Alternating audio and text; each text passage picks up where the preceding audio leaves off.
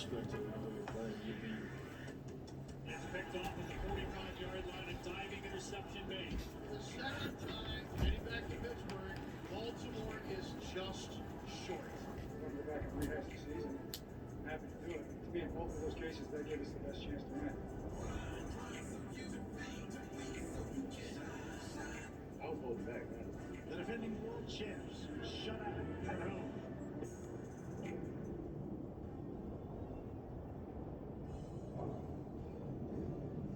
Gaze, if you dare, on my glorious closet of awesomeness. Really? Put it up there. Don't be scared. You see how she looked at him? A single weak link. I'm giving her a chance. Take it home, Kimberly. Green was my favorite color, but there's too many different type of greens. What left tackle? Micah Parsons. Forget about it. I got all the studs, all the best players in the sport. Now, it's time to see whose jersey we're buying after week 15. Kimberly, you start. Well, I'm not going to say Jordan Mailata. To me, there is no better jersey this week than Cooper Kupp. One guy don't have it. See? Cooper Kupp. I mean, talk about, he's the MVP of his team. I know we're talking about Rodgers, we're talking about Brady, but give it to this guy. I mean, he's the most important piece. Oh, and look, blue looks good on me. I'm wearing green today, but blue, yeah. Okay, Kimberly had my best interest. Let's go, Kimberly. Tim, what about You better get to the bottom of it. after week 15? I got mistreated at an I'm going HBCU. with Aaron Rodgers. I don't think I've purchased his jersey yet, and I think it's. Shoot, I mean, if you don't Oh, have Cooper Kimberly. Kupp on there, he's in the MVP conversation. Aaron Rodgers probably going to win the MVP, so I feel kind of bad if I haven't purchased it before.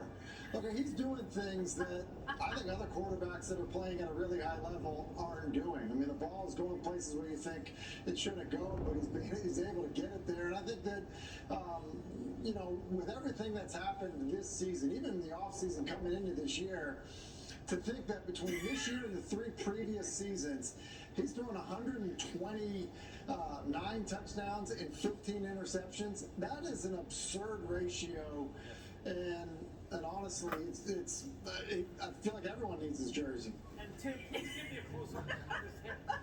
Lest anyone think that this look was not a choice. Tim was caught right after a haircut, and it hit his shoulder. It didn't have time to dust them off yet. Oh, man, that's good. That's right. That's an aesthetic choice. Now, Hey, those that are could both be good. real, Max. You don't know. Could be That's real. right.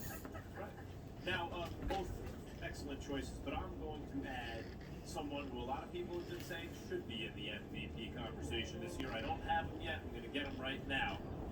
Colts running back Jonathan Taylor. Is you know what it By the way, is? I like the fact that It's the fact that you see how they got him in a football. You see this shit? That's spam, okay? That's disrespecting me. That's disrespecting everybody playing football. That's disrespecting my cousin Jordan Lucas. Alright, Max was fast back in the day, okay? I give him that shit. But this is them white people, them elites, them lizards, giving him an angle to get next to kids. Max was never a football player. Don't even start no fake myth like that. Fuck out of here. Look at that shit. That's ridiculous. That's ridiculous. He's not a boxer either. That's how it is. And I hope all the body shaming and sexual harassment I went through, I hope that shit fucks you up too. Because everybody knows you're a tender little bitch. So, shall we say, questionable coaching decisions along the way, but never mind that. He likes where his team is. This is what it's all about. I mean, you want to be always. I mean, you always want to be playing for something. You know, I think that you learn over the years that what it takes from a commitment, and and it takes a lot out of you, and that's the joy of it all. To be competing in December. I like the way this thing lays up. We're fighting for a division title. Sunday night. What else can you ask for? You know what you can ask for, Tim? You can ask for a coach that's not so scared of something bad happening that you give up at least one shot in the end zone. His coaching blunders could end up costing his team dearly. And by the way, I heard That's his one angle count this and morning, argument on everything. and I was flabbergasted. He tries to make friends with the players, That could happen. even if the players' performance is not up to par. But by that logic, you should always kick a field goal if you on first or second down, right? As soon as you're in range, kick a field goal. Because otherwise, Otherwise, something bad could happen. How do you answer for yourself, Tim Hasselbeck? See, he does not play a sport. Well, I think understanding the Settle situation, down. more timeouts left. She So, knows it. snapping the ball He does with 10 not play a seconds on the sport. 10-yard line, are you giving yourself a chance to attack the end zone one time? Of course you are. And so, if you don't complete a pass, in the end zone, then you're kicking a field goal, assuming that the ball is incomplete, is not completed short of the goal line, or is thrown out of bounds. And so, I think that ultimately, what I also said, Max, on Get Up is I do believe the right move is take a timeout with 10 seconds, make sure you talk to your quarterback and let him know the situation where, some of those bad things, don't happen.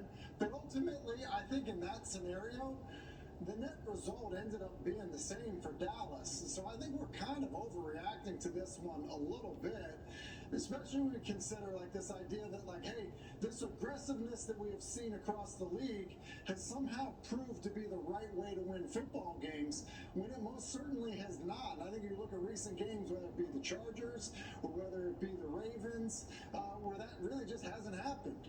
Well, first of all, I was earlier cherry-picking comments of yours to draw up some conflict. And I think we stumbled into actual conflict here because, Tim, even if the numbers are just records of events, there will be times where it turned out wrong because you can have a weighted coin that's 55-45. A big percentage of the time, it's going to come up bad for you, right? That doesn't mean in the long run you don't be aggressive in those situations if the numbers favor you, especially. It seems to me they did, though I do agree the most likely result is you're going to kick a field goal there anyway. Kimberly, where do you weigh in on this? So I agree with Tim. I understand we are really belaboring this particular game in that particular 10-second clip. But when I talk to people around the league, they say to me, You see her Dallas etiquettes? is winning This is games an in spite of HBCU their head coach. thing And I I'm think gonna that's teach you. what- it's not She's just talking this to one him thing with Mike McCarthy. in her It's becoming subconscious sort of a by using her pattern body where language. There's clock and her management etiquettes. issues, or there's conservative play Even though calling she's by doing going, her job. go That's with why something she they like. If you often talk to people in stuttered Packers in the past and that- she, that she wasn't slurs there, when she this speaks is because she's trying to grab his attention. Not just grab the cameraman's attention, but she's trying to grasp his attention also. If you look at the colors that she's wearing, she's trying to attract a different audience. You want to at least have confidence that Mike McCarthy is always putting his team in the best position to score 7 at 30. Tim, as a defender of the old guard, where are you on Mike McCarthy right now? Yeah, I mean, listen, look, I'll take this scenario. I mean, as I said, I do think that taking a shot at the end zone is the right way to do that. But this notion that they're winning in spite of him, I would push back on that. Are people around the league saying that John Harbaugh is costing the Ravens games? I mean, think about it. Look at Harbaugh's, what he did this past weekend. If you're going to go for 2, you do it when it's 31-23. You don't do it, the second time round when you score.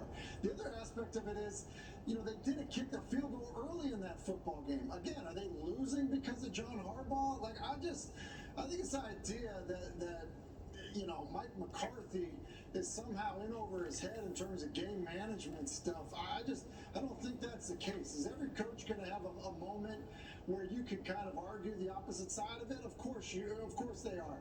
And so that's where I fall on McCarthy with it. I'm not anticipating it costing them a game. Well, I would say you could argue yes for Harbaugh, but it was still the right call. And in this case, I think what people are really arguing is, however it's turning out now, Coach McCarthy, those are not the right calls, even by your own admission. To get a taken a shot at the end, call timeout, take a shot, right? Call timeout, take a shot. It hasn't mattered yet. Yes, it hasn't mattered yet. Coming up, without AD, the Lakers got soundly beaten by CP3 and the Suns. Naya Bumake joins me to talk about how concerned we should be about the Los Angeles Lakers.